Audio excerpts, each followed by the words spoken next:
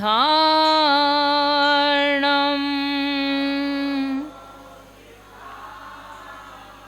नमो आयर्याणम्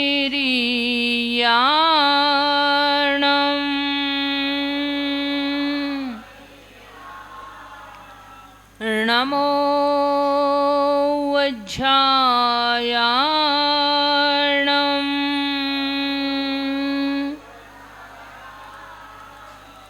नमो लोये सबसाहुणम्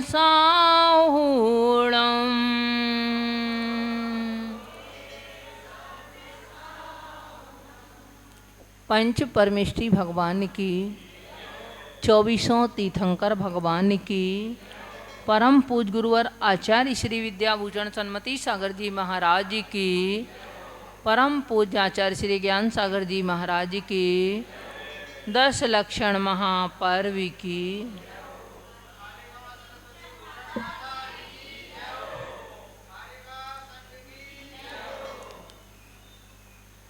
धर्म स्नेही बंधुओं, आज पर्व राज पर्यूषण का 7वां दिन, और इस 7वें दिन में हमें आत्मा के उस 7वें धर्म को समझना है, उत्तम तप धर्म। प्रारंभ के 4 दिनों में हमने अपने विभाव और स्वभावों को समझा, विकारों को नष्ट करने की प्रक्रिया अब हमें समझना है कि जो जो विभाव है,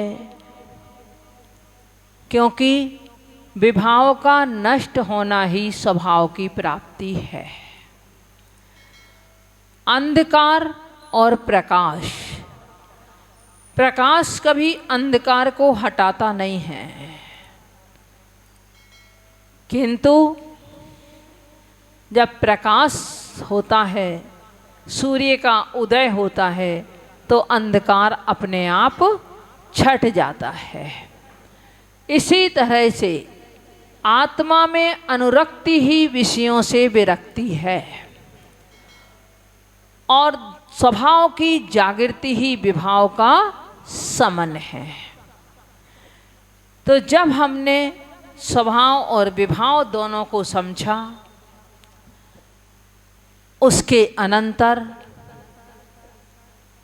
जिस तरह से आपको ये मालूम हो जाए कि हमारे घर में कचरा इकट्ठा हो गया है, धूल आंधी आदि के माध्यम से बहुत सारा कचरा घर में आ गया है।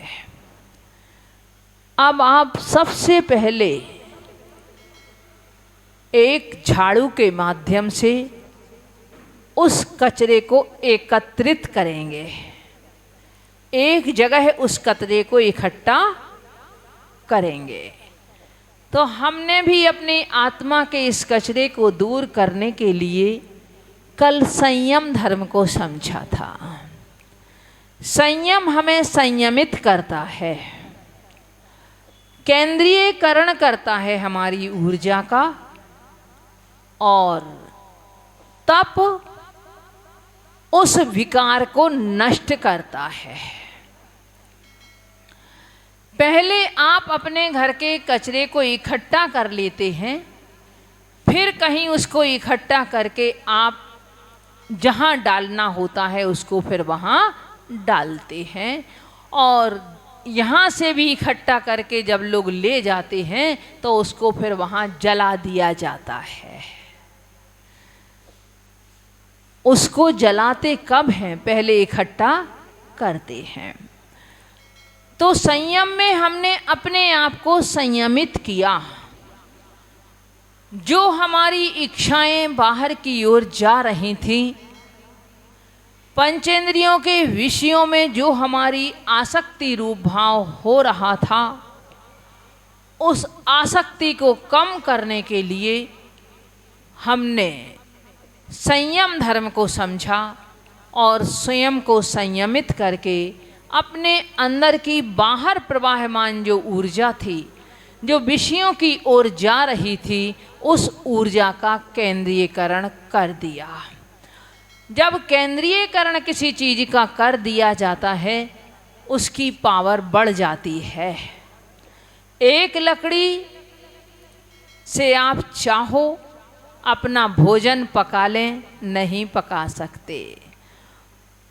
आपको कम से कम 2-3 लकड़ियों को एकत्रित करके ही जलाना होगा, तब कहीं आप उसके भोजन को पचा सकते हैं।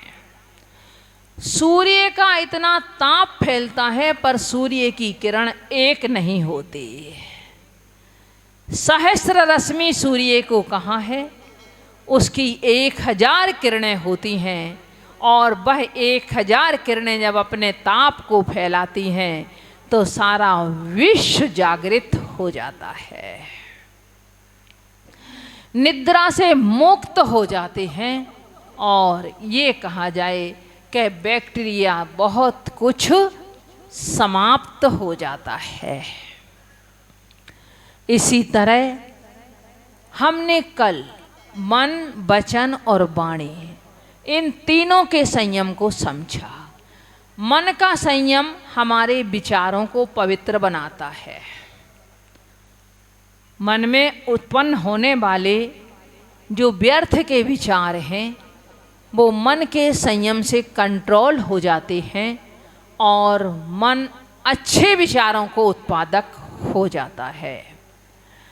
वचन का संयम आपके वचनों को हित, मित और प्रियता प्रदान करता है, मधुरता लाता है। अगर कहीं कोई कागा जैसी वाणी हो तो उसको कोयल जैसी मीठी मधुरता वाणी प्रदान करता है। और काय का संयम हमारे आचरण को पवित्र बनाता है। जो जो असंयम रूप आचरण था, पाप रूप आचरण था, दुष्प्रवृत्तियों रूप आचरण था, हिंसा आदि रूप जो हमारा आचरण था, उन सारे के सारे आचरण को यदि अहिंसा रूप कर देता है, पवित्र कर देता है, सटकाय के जीवों की रक्षा रूप कर देता है, दूसरों के साथ में सद्व्यवहार में बदल देता है, वो आपका काय का आचरण है, शरीर का आचरण है, जो शरीर की क्रियाओं को पवित्रता प्रदान करता है। अब जब हमने मन, वचन, काय, इन तीनों को हमने एकत्रित किया अपनी ऊर्जा को इसके माध्यम से संयमित करके, अब हमारे अंदर में जो ताप उत्पन्न होगा, उस अग्नि के माध्यम से अंतरंग में पलने वाले जो विकार हैं, वो सारे के सारे भस्मीभूत हो जाएंगे। अंतरंग के विकारों को नष्ट करने के लिए तप एक अग्नि है।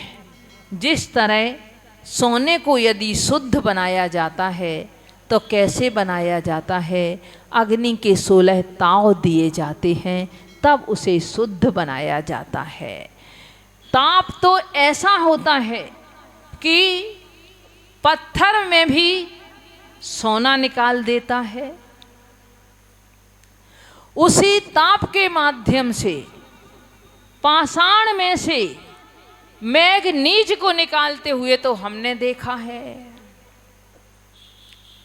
बिल्कुल ऐसे बहता है, वह आग जैसे बहती हुई चली आ रही हो।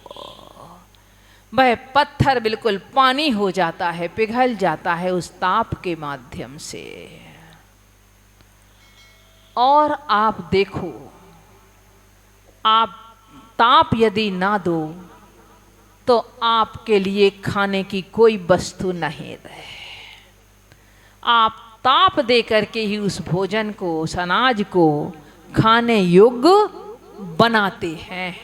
आप कच्ची सब्जी खाओगे तो कोई क्या कहेगा, जानवर है क्या जो कच्ची सब्जी खा रहा है?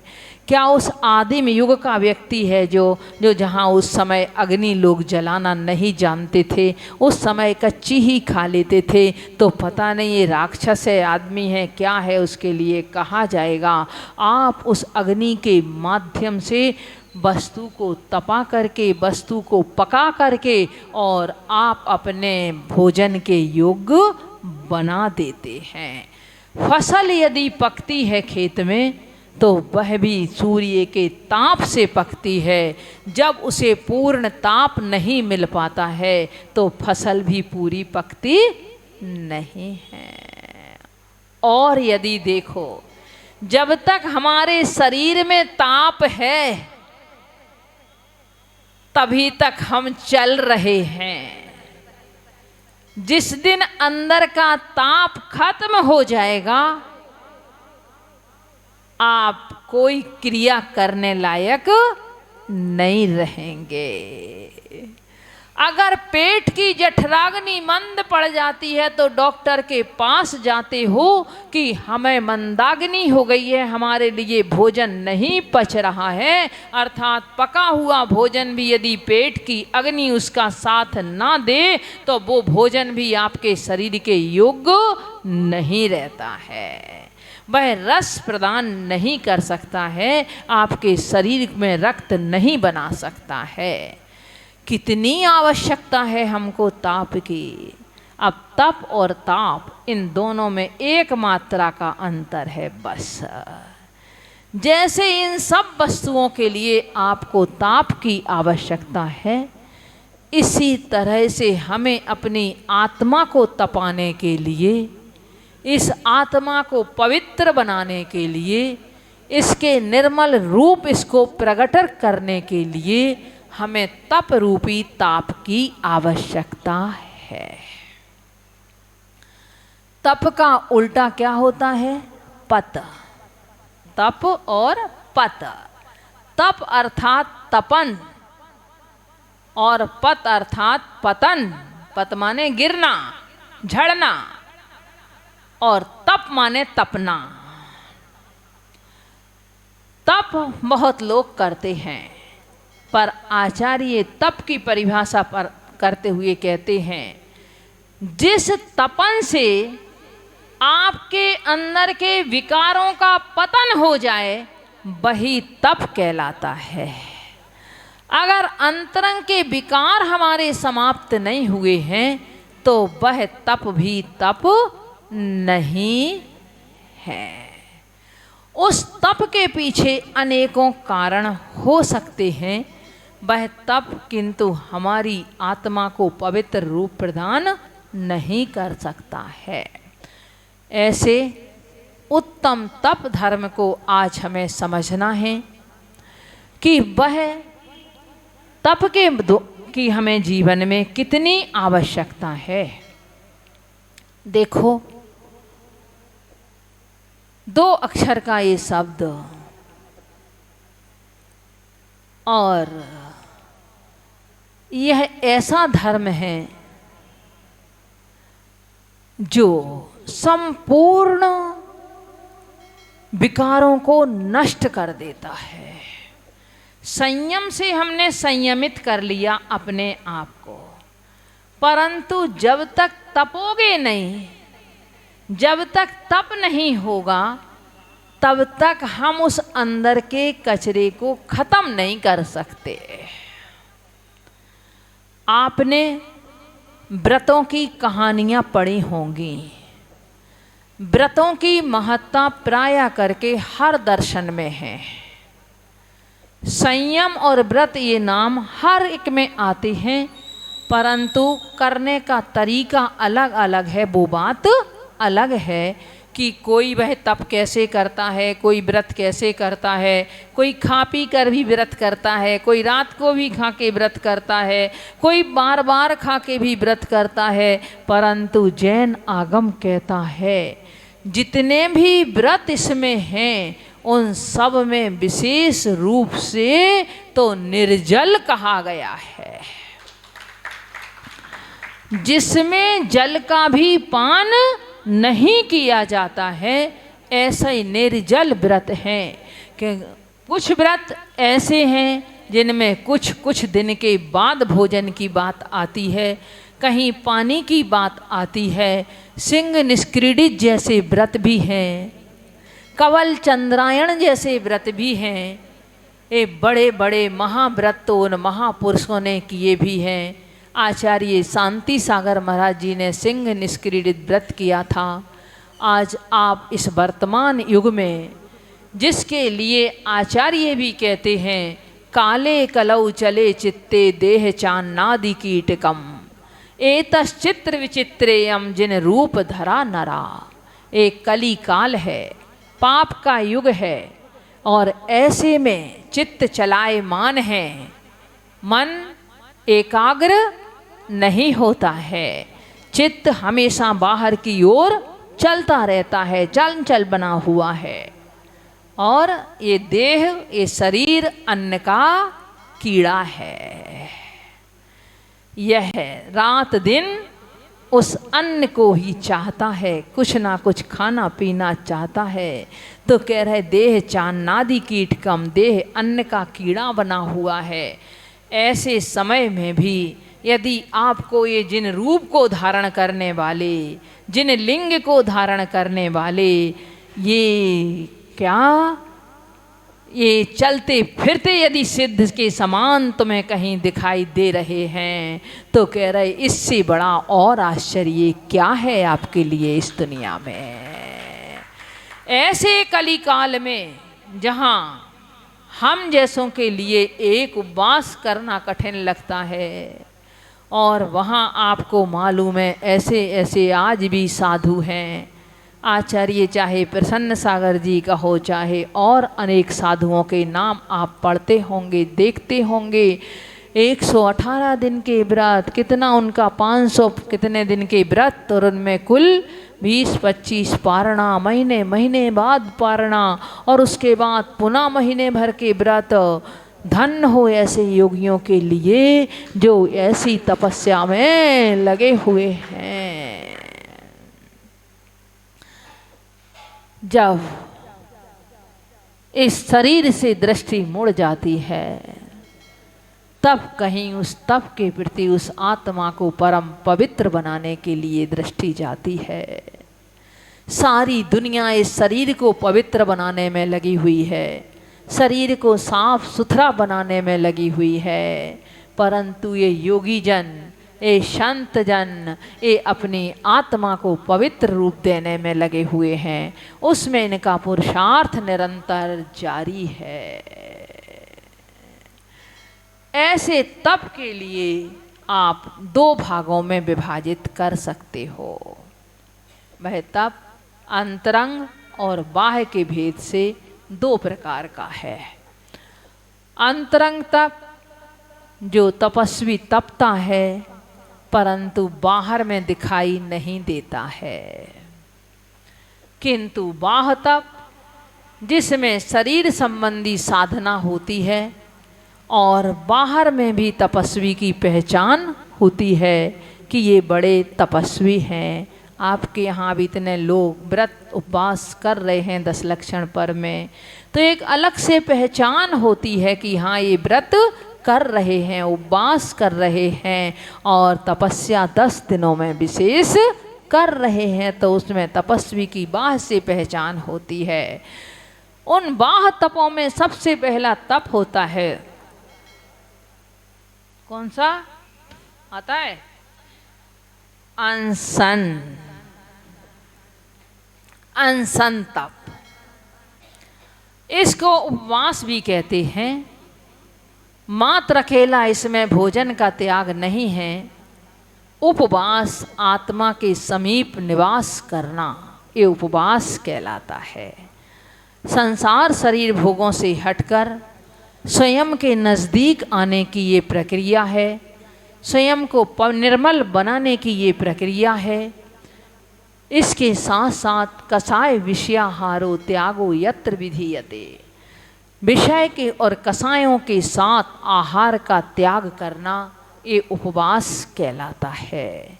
अन्यथा ऐसा भी लोग कर सकते हैं कि अब आज उपवास है, भोजन तो करना नहीं है, इसलिए घर के और काम निकाल लिए, या अपना समय टीवी देखने में निकाल दिया, मोबाइल देखने में निकाल दिया। चलो आज समय है तो बात कर लेते हैं अपनी फ्रेंड से, अपने रिश्तेदारों से, बहन से, माँ से, और दिनों में समय मिलता नहीं है अगर, तो हम इस सब में अपना समय निकाल लेते हैं।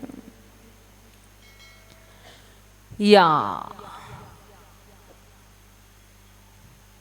चलो और नहीं है तो सो जाते हैं 2-4 घंटे, उसमें समय निकल जाएगा। पर आपने व्रतों की कोई भी कथा पढ़ी होगी, व्रत के दिन वह साधक सोचता है, वह तपस्वी सोचता है कि निद्रा में भी कहीं कोई प्रमाद ना, निद्रा अपने आप में प्रमाद है, और कहीं निद्रा में भी मेरे लिए कोई दोष ना लग जाए, इसलिए वह दिन में ही नहीं रात में भी जागरण करता है। कल सुगंध दशमी व्रत था, आपने उसकी कथा पढ़ी होगी कि जिसने मुनि निंदा की थी तो दुर्गंधित शरीर प्राप्त किया, पर उसका शरीर यदि सुगंधित हुआ तो किसके माध्यम से? जब उसने व्रत किया तो उस व्रत के माध्यम से उसने अपने में वो शक्ति जगाई कि वो सारे के सारे जो अशुभ कर्म थे वो उसके टल गए। छोटे छोटे से व्रत के माध्यम से एक चांडाली ने रात्रि भोजन का त्याग किया, और उस रात्रि भोजन का त्याग करने के माध्यम से वह जाके स्वर्ग में देवांगना हुई। यमपाल चांडाल ने मात्र अकेला 14 दिन के दिन किसका त्याग किया था कि मैं हिंसा नहीं करूँगा, उपवास नहीं किया, देखो अकेले एक त्याग किया था कि मैं हिंसा नहीं करूँगा, हिंसा करने का उपवास किया था, किसी जीव को मारूंगा नहीं मैं अपने आप में, जिसकी नौकरी ही यही थी, जिसका काम ही यही था, पर उसने एक संकल्प किया तो उसकी देवों ने भी उसको सम्मानित किया। तो उपवास का अर्थ यही है कि हम उस दिन ज़्यादा से ज़्यादा अपने समीप आने का प्रयास करें, इस शरीर से मोह छोड़ करके और स्वयं के नज़दीक आएँ। ये उपवास, यदि उपवास हमसे नहीं हो सकता है तो दूसरा आचार्यों ने बता दिया, ऊनो दर के भूख से कम भोजन करो, 1 गिलास से लेकर, और आपके पूरे भोजन में अगर 1 गिलास भी कम आप भोजन करते हो वो आपका ऊनो दर तप में आ जाता है। परंतु कई बार लोग कि अब एकासन करना है, अब एक बार ही भोजन करना है, तो कहते आराम से करेंगे अब घर पे जाके भोजन। एक बार वर्णी जी ने विद्यालय में एक नियम बनाया कि 15 दिन में कम से कम 1 दिन बच्चों को एकासन कराया जाएगा। उस दिन का उन्होंने लिखा अपनी जीवन गाथा में कि रोज जितना आटा उन बच्चों के लिए गूंथा जाता था दोनों समय में, उससे कहीं थोड़ा बहुत ज़्यादा आटा एक समय में लग गया।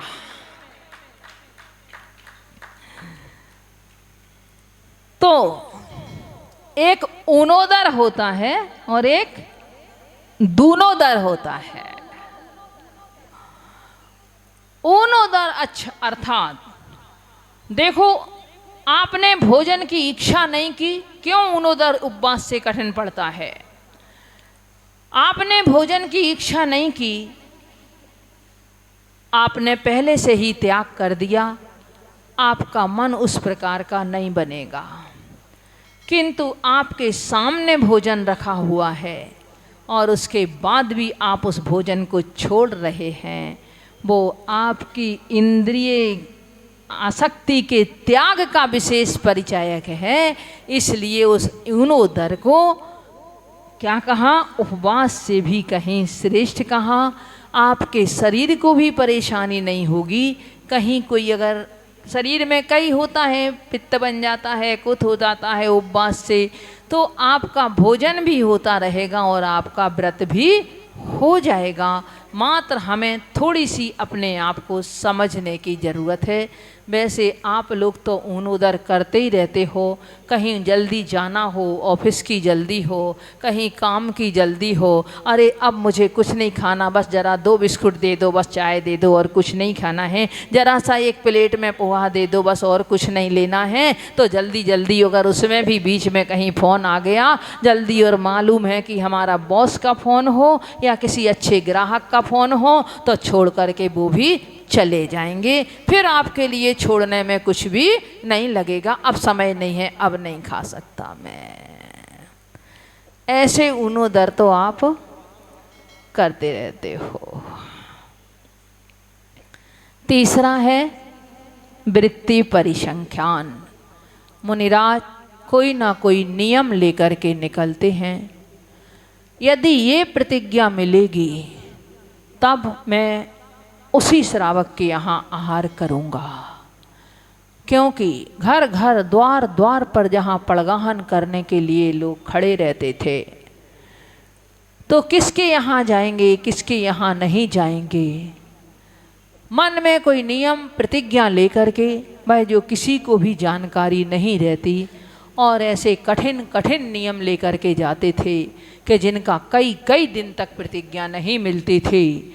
भीम जब मुनि बने, 5 पांडवों के भाई भीम, उन्होंने कोई भाले की नोक से मुझे पड़गाएगा तब मैं आहार ग्रहण करूँगा, भाले की नोक पर गिरा रख के कोई पड़गाएगा तब मैं आहार करूँगा।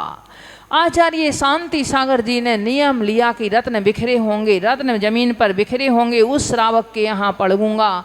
नियम लिया कि अगर कैसी गाय जो नव प्रसूता गाय हो और उसके सींग में कहीं गुड़ लगा हुआ हो, मुंह में चावल खा रही हो, जब ऐसी स्थिति जहाँ हो वहाँ आहार करूँगा।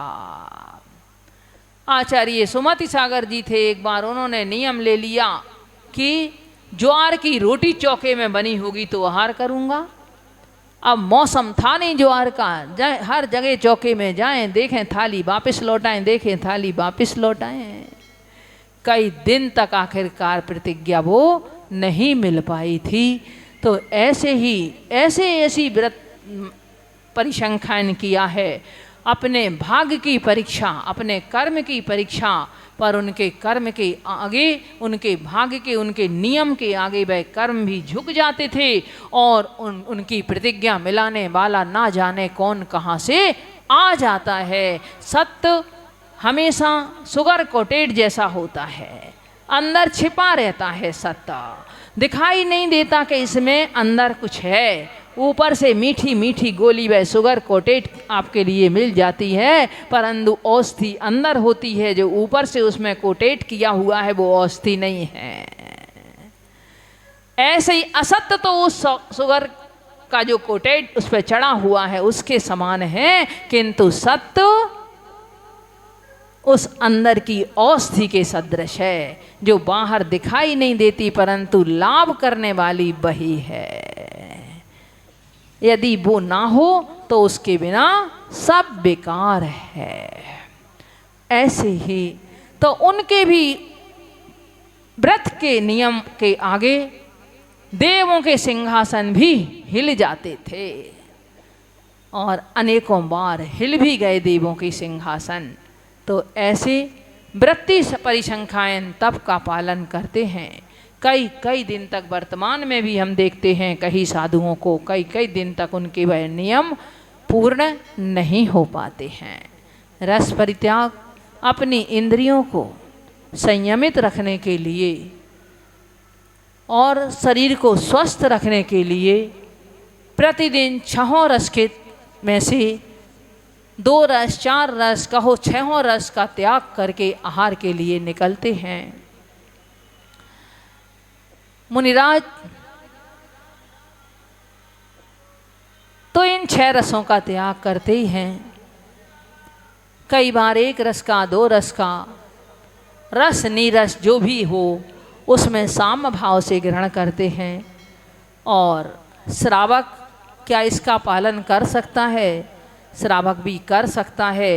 एक ही दिन में 6 रसों को लेना, एक बार के भोजन में 6 रसों को लेना, ये आपके स्वास्थ्य के लिए हानिदायक है। आपको तेल, घी, आपको दही और तेल, ये चीज़ें एक साथ कभी भी लेना नहीं चाहिए।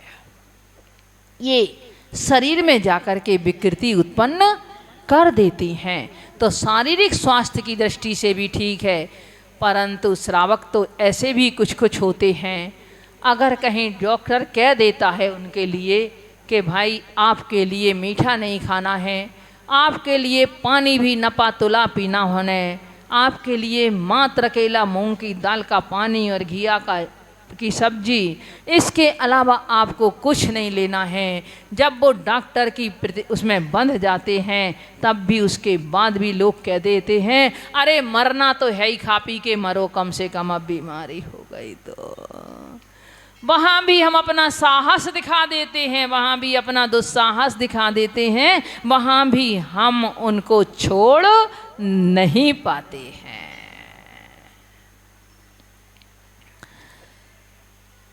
विविक्त शय्यासन, अनेकों प्रकार के आसन आदि के माध्यम से एक आसन से बैठे रहना, वो करना। आप भी जैसे बिल्कुल जब टीवी देखते हो और कोई मन पसंद सीरियल आ रहा हो तो आप हिलना नहीं चाहते वहाँ से। जब आपके बच्चों की कहीं कोई प्रोजेक्ट चल रहा हो, कोई उनका काम का समय चल रहा हो, लैपटॉप के आगे बिल्कुल ऐसे बैठे रहेंगे कि उनके लिए भोजन की, पानी की, किसी चीज की भी उनके लिए होश नहीं रहती, चाहे वो कमर का कुछ भी हो जाए। तो आप भी विविक्त शय्यासन तब करते हो, है ना? आज के लोग तो विशेष कर लेते हैं। और तो ऐसे एक आसन से बैठना, पर उन्हीं बच्चों से कहा जाए कि एक माला कम से कम नमोकार मंत्र की बिल्कुल एक आसन से फेर लो, तो कह देंगे एक आसन से बैठा नहीं जाता। काय क्लेश, शरीर को जो कष्ट देने वाली क्रियाएं लगती हैं, ऐसी शरीर को कष्ट देने वाली क्रियाएं, यद्यपि तपस्वी की वो क्रियाएं शरीर को कष्ट देने वाली नहीं, वह आत्मा को पुष्ट करने वाली होती हैं। वह कैसे उसकी आत्मा पुष्ट हो, कैसे उसकी आत्मा पवित्र बने, इसके लिए उसका अहर्निश प्रयास चलता है। वह तपस्या करता है तो अनेकों प्रकार से शरीर के लिए कष्ट यद्यपि लगता है देखने में, परंतु फिर भी वह कष्ट, शरीर के कष्ट को कष्ट ना समझ करके वह अपनी साधना में लगे रहते हैं। जैसे आपके लिए जहाँ जब पैसा, आपकी जहाँ नौकरी है, आप बिल्कुल अनेकों कष्ट सहन कर लोगे। आप दिन में, रात में 24 घंटे में से 16 घंटे आपको काम करना है, आप कर लोगे। क्यों, किस लिए? पर आप धन कमाने के लिए करते हैं। इसी तरह से आपके जो गुरु हैं वह उस धर्म को कमाने के लिए, उस आत्मा को पवित्र बनाने के लिए अनेकों प्रकार से तप करते हैं। ये बाह्य तप के साथ साथ तपस्वी की पहचान तो हो जाती है, परंतु जब तक अंतरंग में तप नहीं है, प्रायश्चित अर्थात वह अपने आप में अपराध का बोध करने के बाद में और कुछ ना कुछ उस अपराध की शुद्धि कर लेना, वह प्रायश्चित कहलाता है। विनय, लौकिक विनय तो है ही, पर इसके साथ साथ हमारे में मृदुता का भाव आना, नम्रता का भाव आना, देव साथ गुरु, धर्म, धर्मात्मा, सम्यक दर्शन, ज्ञान, चारित्र आदि के प्रति नम्रता का भाव होना और स्वयं उनको अपने जीवन में अवधारण करने की सोचना, ये विनय तप कहलाता है। बाहर में किनकी विनय करना? औपचारिक विनय, गुरु के साथ हैं तो गुरु की विनय करना, घर में हमसे बड़े माता पिता हैं, उन माता पिता की विनय करना, आपसे बड़े जो भी हैं उनके लिए बड़ों का सम्मान करना, ये सब उनकी विनय के अंतर्गत आ जाता है। वैयावृत जिसमें विनय नहीं होगी, जिसमें मृदुता नहीं होगी, जिसके भावों में कोमलता नहीं होगी, वो कभी वैयावृत्ति नहीं कर पाएगा, वो दूसरे की सेवा नहीं कर पाएगा। पर वैयावृत्ति का तात्पर्य ये नहीं है कि सिर्फ हाथ पैर दबा देना।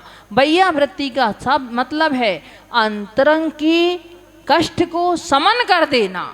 अब वह कष्ट मानसिक भी हो सकता है, शारीरिक भी हो सकता है, किसी भी प्रकार का हो सकता है। उस कष्ट को शमित कर देना, कष्ट को शांत कर देना। उस कष्ट के लिए आपको उनका ध्यान यदि कहीं गलत जा रहा है, कहीं धर्म मार्ग से विचलित भी हो रहा है, तो उनको पुनः स्थित कर देना, ये सब वैयावृत्ति के अंतर्गत आ जाता है।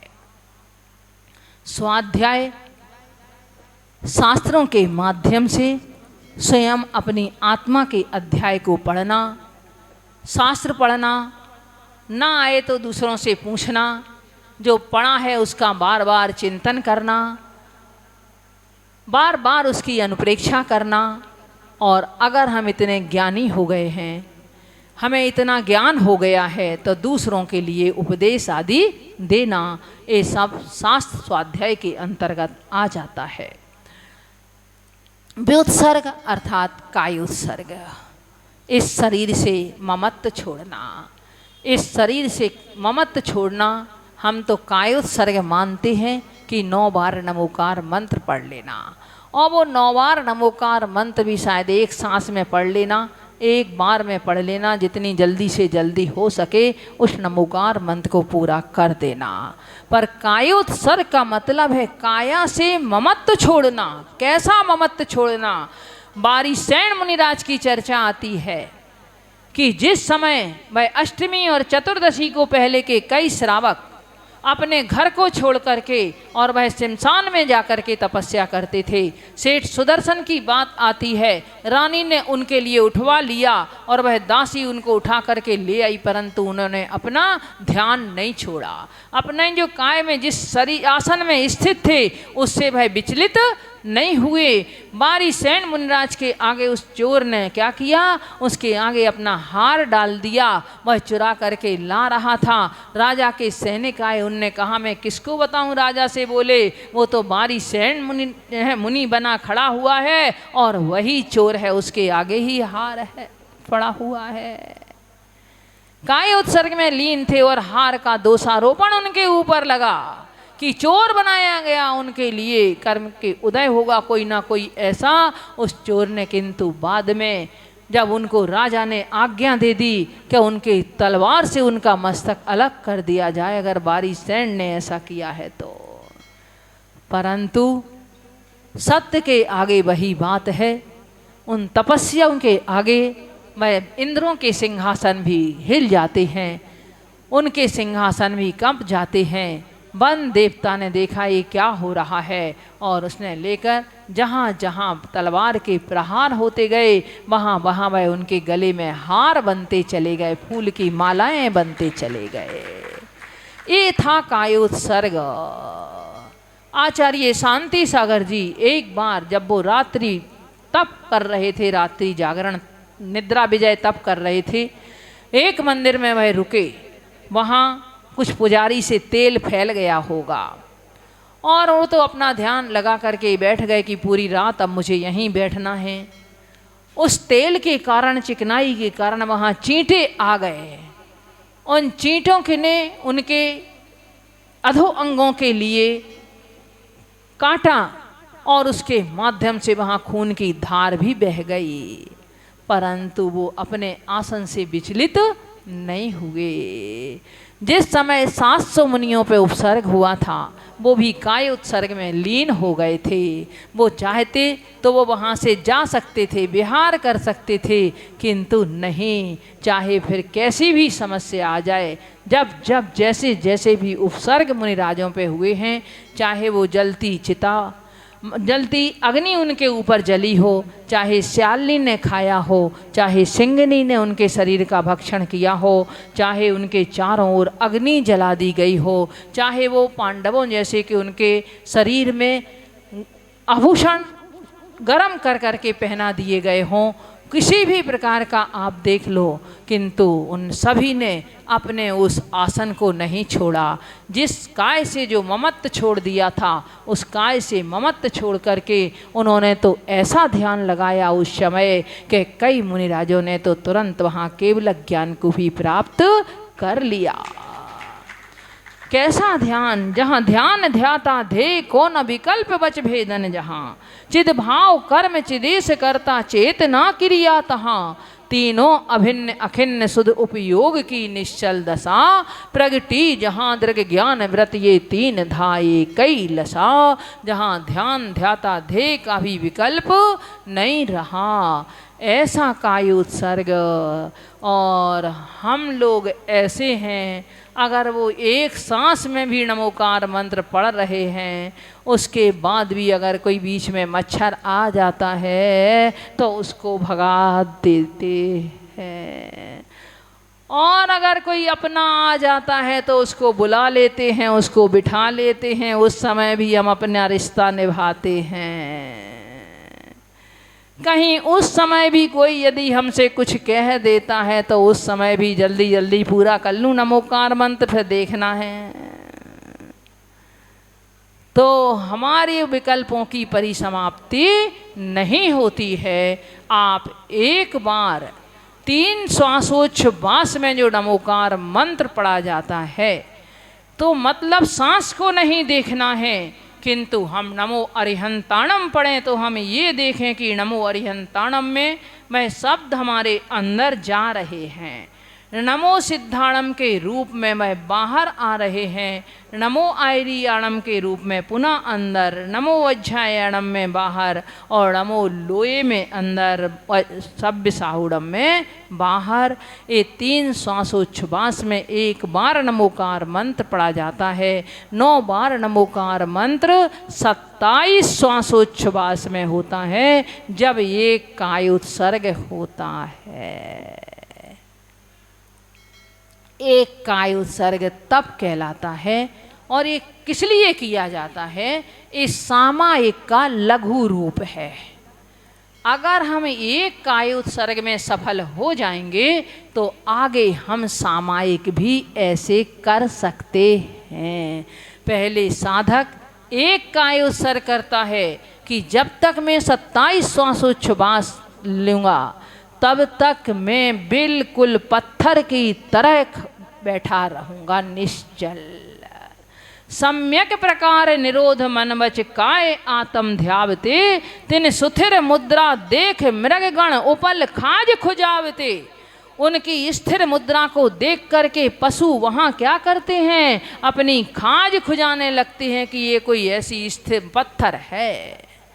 ऐसे हम भी अभ्यास कर सकते हैं उस काय उत्सर्ग का।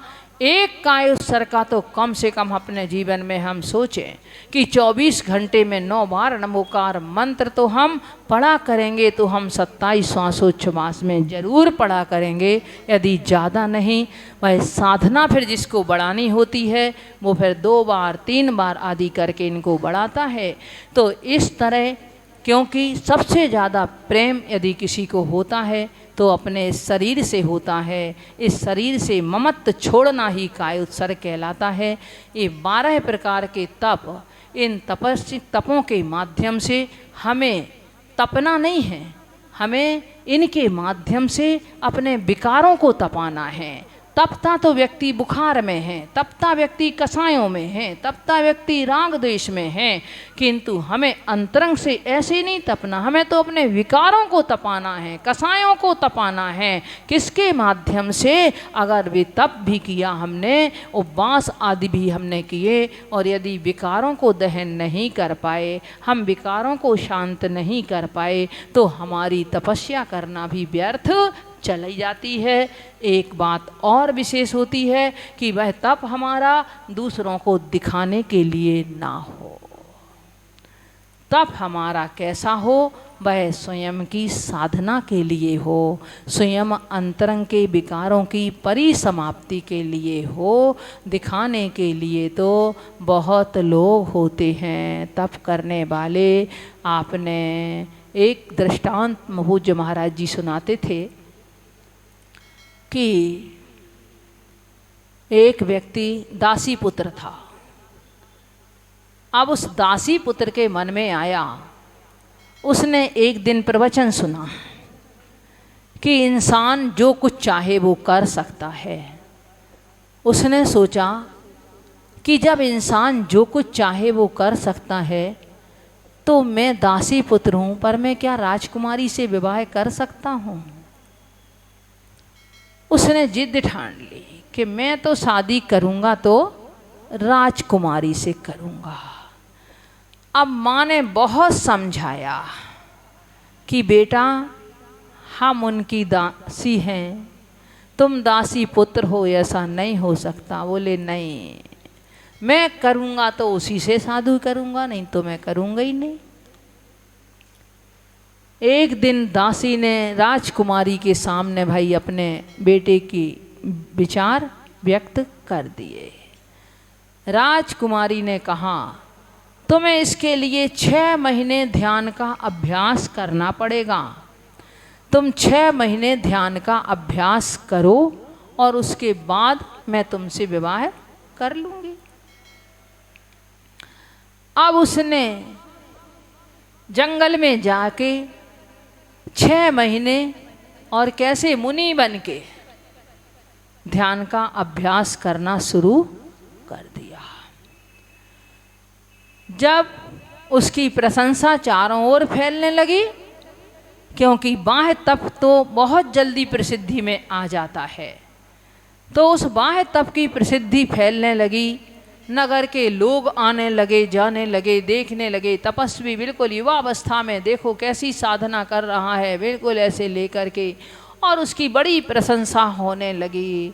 अब वो जब भी उसने देखा नगर तो आ रहा है, देख लेता, एक आध बीच में एक आध बार मौका मिलता तो आँख खुल के कौन कौन आ रहा है। जैसे अपन लोग करते हैं ना, जाप कर रहे हों, सामायिक कर रहे हों, अगर कोई आता है, अगर कहीं टेढ़े टाढ़े बैठे हों तो किसी की आहट मिलती है तो सीधे बैठ जाते हैं, और जब देखते हैं अकेले हैं तो बैठे रहते हैं, यहाँ वहाँ भी देखते रहते हैं। तो ऐसे ही वो भी आखिर ज़्यादा नहीं बढ़ा रहे इस बात को। जब उसने देखा राजा भी आ गया, सब आ गए, परंतु अभी राजकुमारी नहीं आई। जिस दिन 6 महीने का समय पूरा हुआ, राजकुमारी भी आ गई और राजकुमारी ने कहा चलो अब मैं तुमसे प्रसन्न हूँ, अब तुमसे मैं विवाह कर लूँगी। तुमने अपने वचन को पूरा किया। अब वो इस समय सोचता है कि अरे मैंने मुनि बन के और इतनी तपस्या की है, इतना मैंने ध्यान किया है, और ये राजकुमारी तो मेरे लिए भोगों में निमित्त बन जाएगी।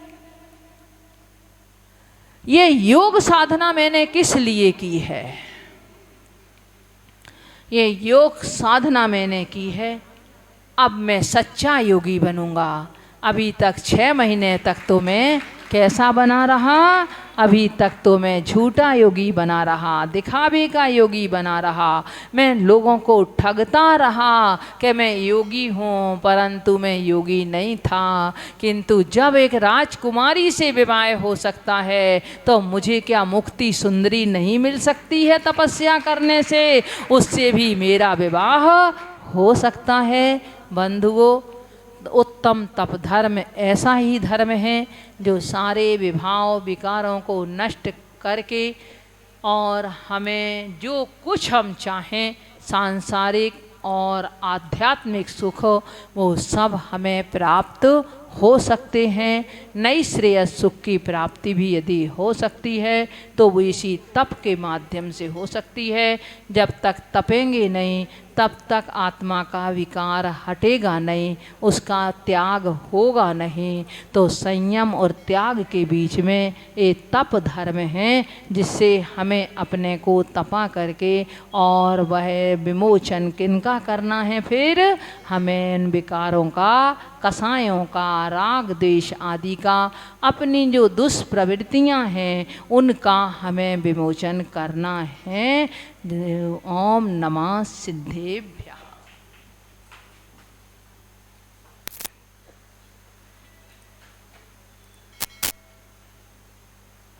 हेलो। Hello hello. आएगा महानुभाव 10